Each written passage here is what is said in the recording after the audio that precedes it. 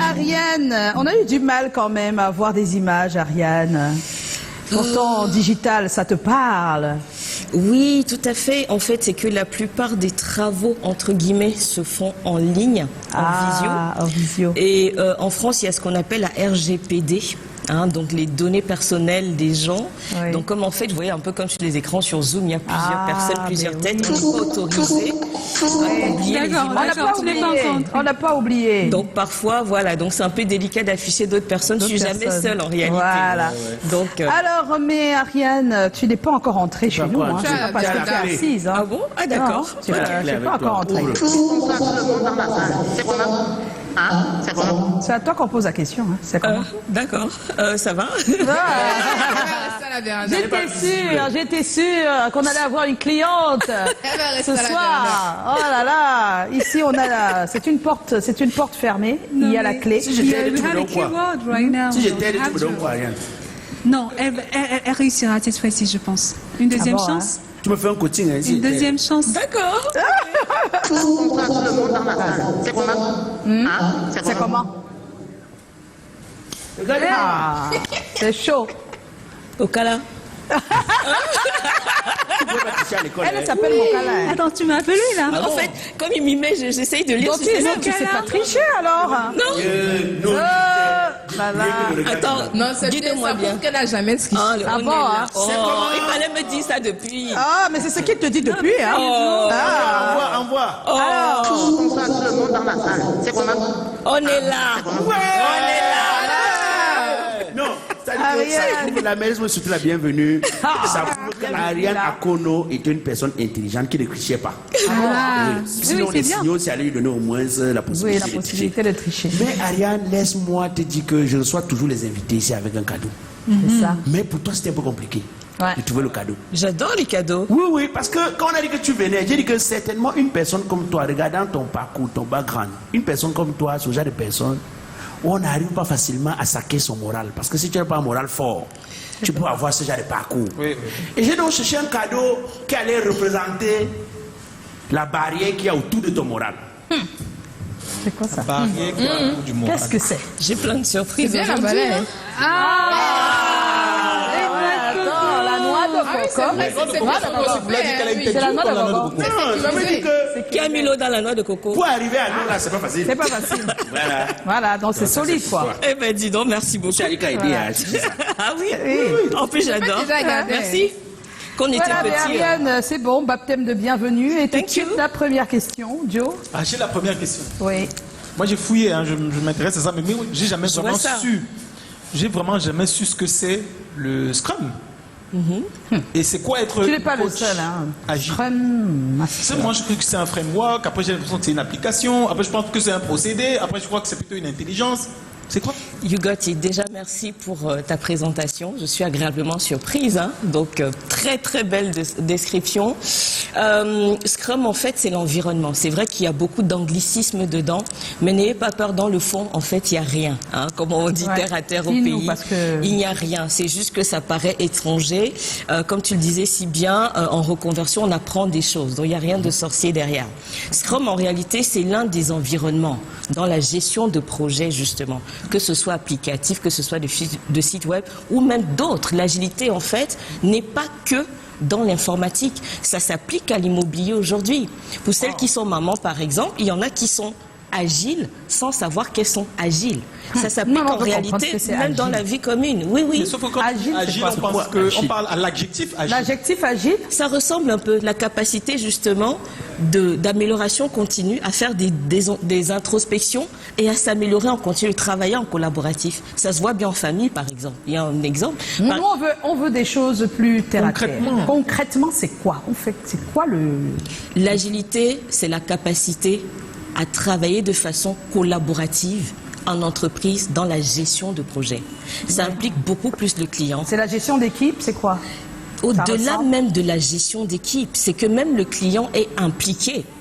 Et les équipes sont justement également beaucoup plus impliquées dans ça. La communication interne en entreprise va être beaucoup plus transparente et visible que dans la gestion de projets classiques. Voilà, on est vraiment dans un collaboratif un peu plus accru que la gestion de projets classiques. Au-delà de la collaboration, c'est que à petite dose, on va livrer non pas la chose de façon définitive, c'est au fur et à mesure que ça va se livrer. On n'attend pas que le projet soit terminé. C'est pendant qu'il est en cours qu'on rend compte de ce qu'on fait. Et on a le feedback du client. C'est ça la différence. La différence avec le ça vient comme des vagues. Avant, le classique, il est comment, par exemple, par rapport le classique, par exemple, on fait la conception, on fait le design, on avance là-dessus, on va dire. Et puis après, on livre au client. Entre-temps, le client, est-ce qu'il est au courant de ce qu'on fait? Non. Est-ce qu'on a son feedback? Non. On peut livrer quelque chose et qui ne correspond même pas. Ils font, même s'ils n'appellent pas ça, comme vous l'appelez, l'agilité, tout ça, oui. ils le font déjà de plus en plus. Ils font des réunions avec les clients pour travailler sur leur concept, sur tout à fait. Donc, vous voyez que le mot, en fait, ça se trouve, on le fait déjà, mais on ne sait pas qu'on le fait. Et c'est un état d'esprit derrière. C'est que justement, il faut le faire tout en s'améliorant de façon continue. Déjà que les clients aujourd'hui ne laissent plus la totale liberté on est dans l'exigence du marché où le client a besoin de savoir. Non, il a besoin d'être au front. Et même d'être là. Parfois même des end-users. Vous et moi, nous sommes des end-users. Hein. Je ne sais pas si on est autorisé à communiquer en fait sur certaines marques, mais on utilise tous les jours une certaine application qui, par exemple, se met à jour tous les jours. Mais c'est les end-users, des panels. S'il vous plaît, vous n'êtes pas content de nous écouter? Des panels en fait de clients finaux comme vous et moi. On peut par exemple dire qu'on veut du vert, que demain le vert ne nous plaît plus, on veut maintenant du bleu. Et donc même les end-users sont impliqués. Alors qu'auparavant, ce n'était pas forcément le cas. Wow. La collecte des données, par exemple, que font les applications au quotidien, ça rentre toujours dans l'agilité? Ces équipes-là, en fait, nous, on travaille beaucoup plus dans la DSI, les directions des systèmes d'information. C'est vrai que ça peut impliquer également les autres départements, hein, mais pas que, en fait. Donc, ceux qui font la gestion de base de données, j'étais encore tout à l'heure, justement, avec ceux qui sont des data analysts, par exemple, on peut travailler avec eux, mais ça ne veut pas être au quotidien dans notre rythme itératif, c'est-à-dire le rythme qu'on se donne dans l'équipe de la DSI. Mais on est obligé de travailler avec eux, comme le service commercial, comme le service marketing, comme le service client, par exemple. Donc ça dépend des projets. Alors, mais rien de sorcier dans le fond. Hein. Rien de sorcier. Alors, Ernestine?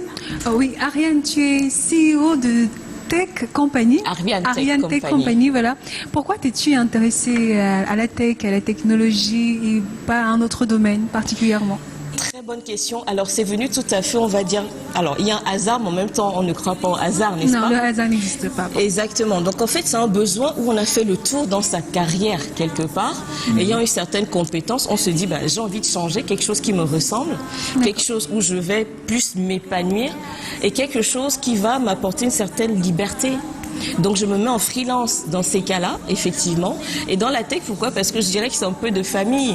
J'ai ma sœur, justement, qui est mon mentor, qui le faisait déjà depuis plusieurs années. Pourtant, ma petite sœur, mon frère également qui le fait.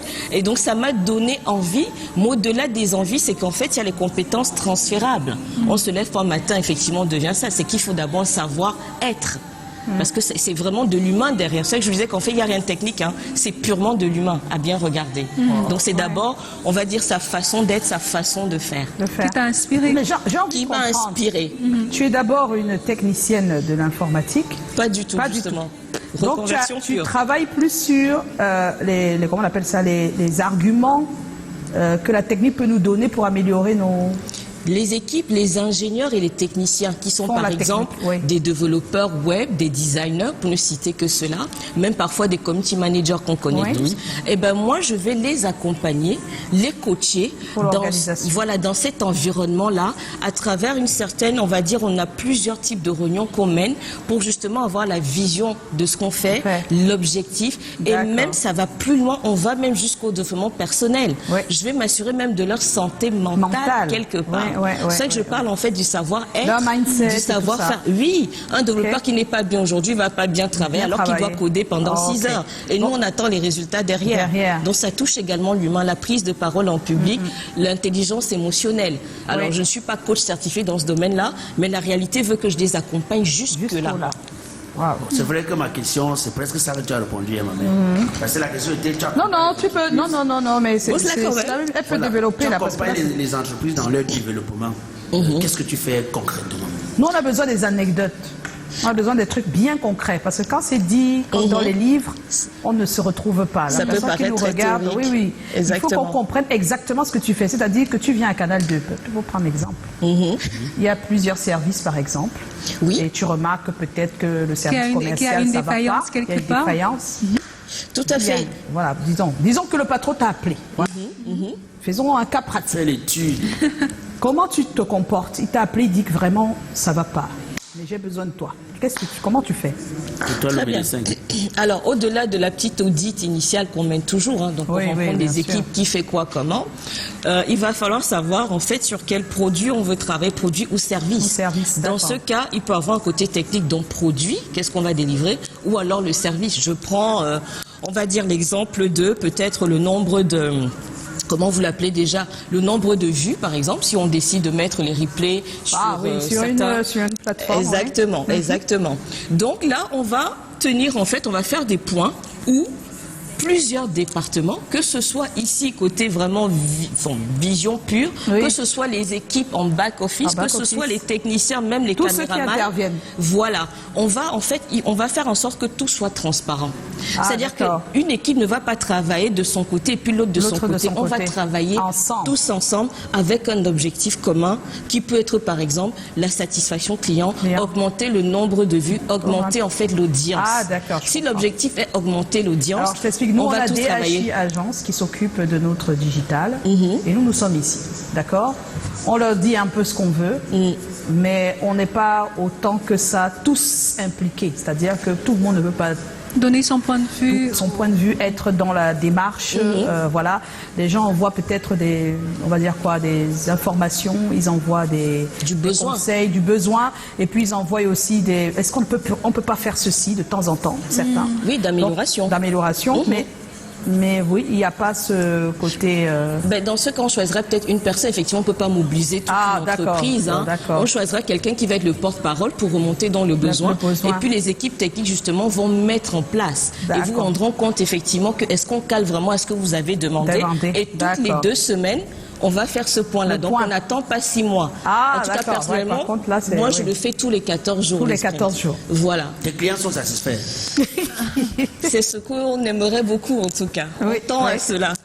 Harold, Ariane, en quoi cette méthode d'accompagnement est différente des autres et très efficace? Parce que c'est celle aujourd'hui qui est la plus commune demandée. Alors précédemment, ça date pas d'aujourd'hui, hein, c'est pas quelque chose qui naît. En fait, ça existe depuis l'époque même. Ça vient en fait, c'est toujours l'Asie qui a mis ça en pratique. C'était l'automobile chez Toyota au départ. Et au départ, effectivement, c'était sur ce type de projet, on va dire très technique de site web. Mais comme je vous le disais, aujourd'hui, l'immobilier le met en place, les cabinets de placement, de recrutement le mettent en place. L'organisation même d'un mariage, en fait, un wedding planner est un agiliste par essence. Donc pas que.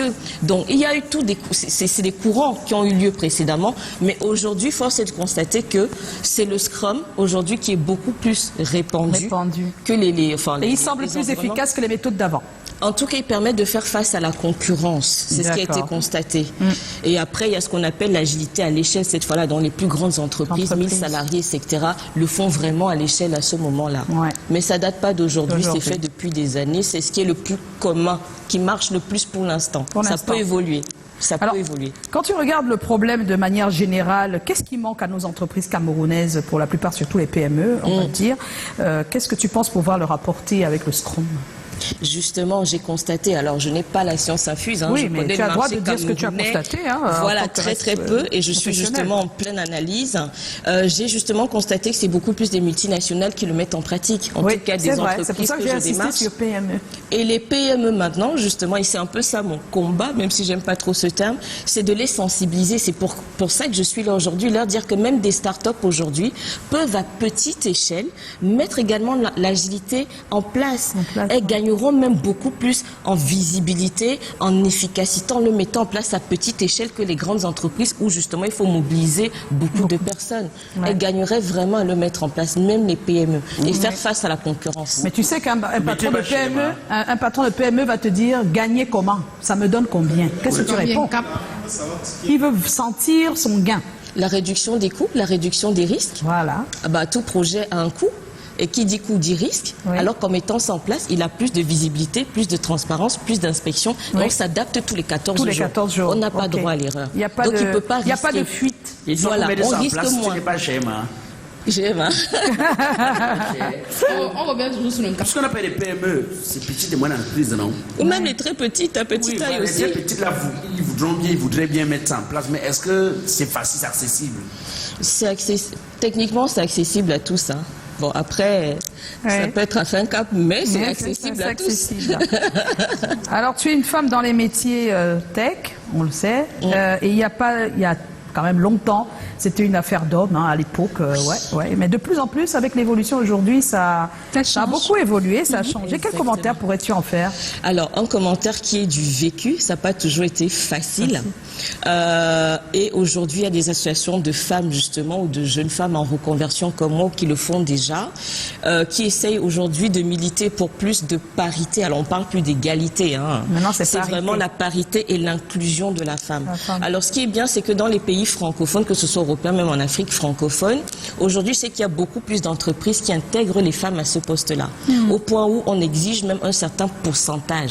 Oui. Mais dans mon vécu au quotidien, jusqu'à présent, j'ai toujours été la seule femme face aux hommes. Donc, hommes. je vous passe les détails, effectivement, de la guéguerre interne.